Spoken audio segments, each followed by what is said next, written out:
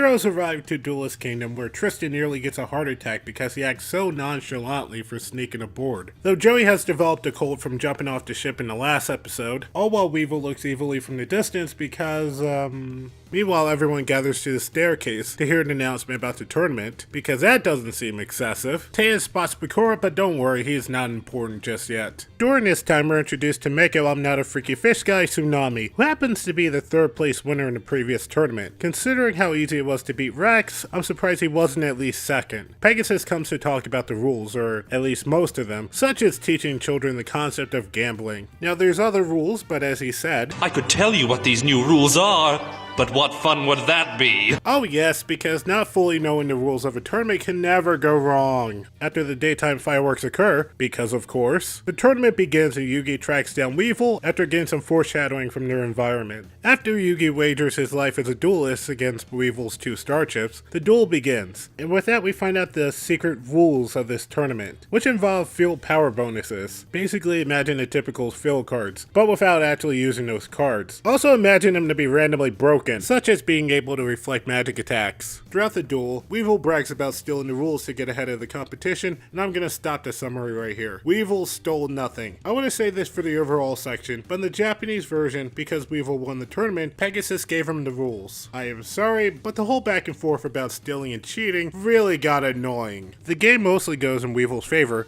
That is until Yugi whips out probably everyone's favorite trap card, Mirror Force, for the first time, turning the game around. Meanwhile, Weevil tricks Yugi into recalling his strong monsters, so he can summon Perfectly Ultimate Great Moth to wipe out Yugi's life points. And considering this is one of the hardest cards to pull off summoning as intended, I gotta give kudos to Weevil. Suddenly Mai shows up in,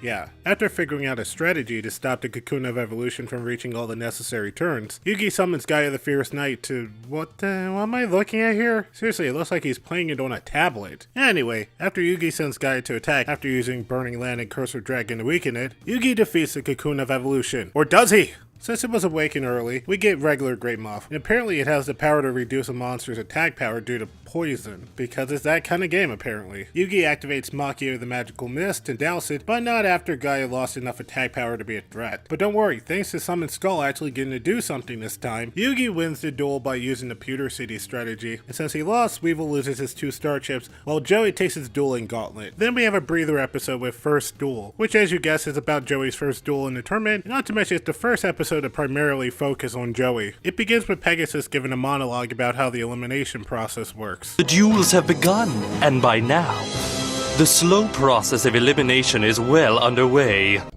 So, like a tournament? Meanwhile, Joey remembers his motivation for entering the tournament via flashback, which involved him and his sister running off to the beach without any parental guidance. And considering all we know about their dad, it's more surprising on his mom's behalf. Taking the tournament rules into consideration, Joey decides to check the competition field to see where his deck has the advantage, but then suddenly Mai actually does something this time. She just defeated his referee. Oh, sorry?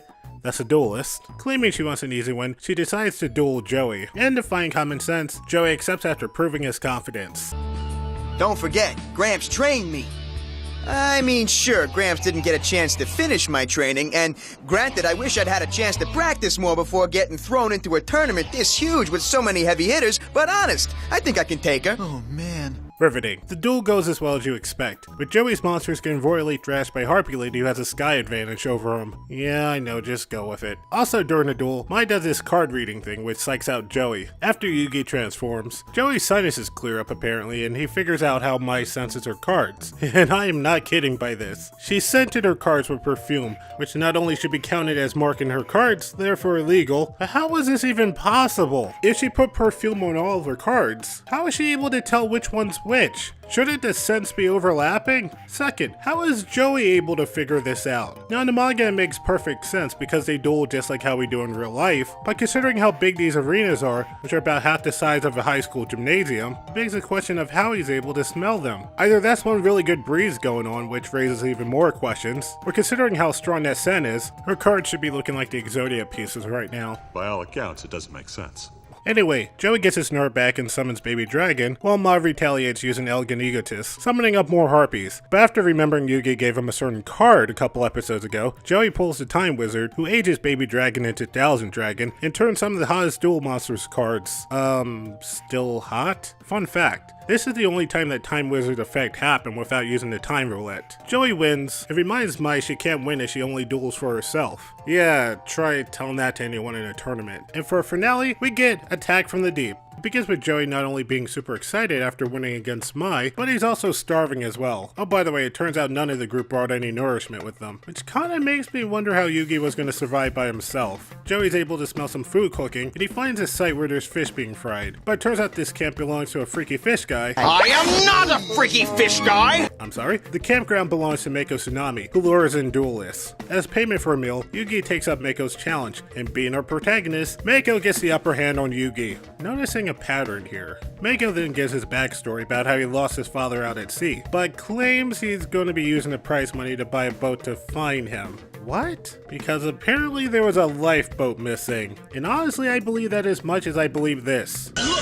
I can see their parachutes! They're okay. Mako readies for the win, but Yugi destroys the moon, which unintentionally gave Mako the advantage. Thus, Yugi takes the win, giving birth to the creepy chin meme. Yugi now has 5 star chips. Not that it matters by the end of the next episode. And Mako prepares for another duelist to enter his ring. While it's not the most satisfying defeat of Weevil, it's still a good duel to watch. Though the first time I saw this on TV, they combined the two-parter into one episode via soundtrack promotion, montage. And only 2 episodes got this treatment, and I think it was better on the other episode, but more about that at a later date. As for the following 2 episodes, I really enjoyed Joey's first battle in the Duelist Kingdom, despite him repeatedly falling for the same problem, but it's more in the type of deck he has as opposed to just making bad decisions, so he can only do so much. In a way, I find this episode relatable, as I've entered tournaments and felt heavily unsure about myself. Though I can't say I did as well as Joey does in these tournaments, but I'm getting ahead of myself now. As for the episode with Mako, like the previous one, it's actually a really relaxing episode, and while there are stakes in the duel, aka Yugi could lose, it didn't feel dire. Overall, it's just very lighthearted, at least before Mako gave us his origin story. Speaking of, the reason why Mako wants a boat in the Japanese version is because he wants to become the best fisherman like his father would have been,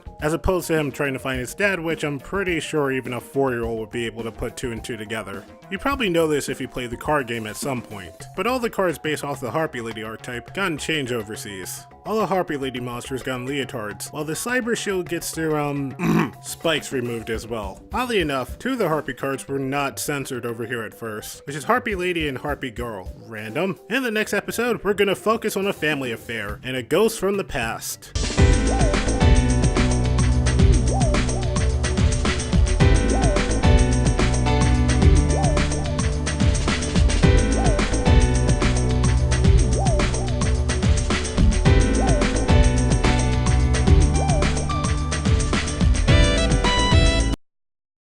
Not entirely convinced myself. I think there should be more round things on the walls. I used to have a lot of round things. I wonder where I put them.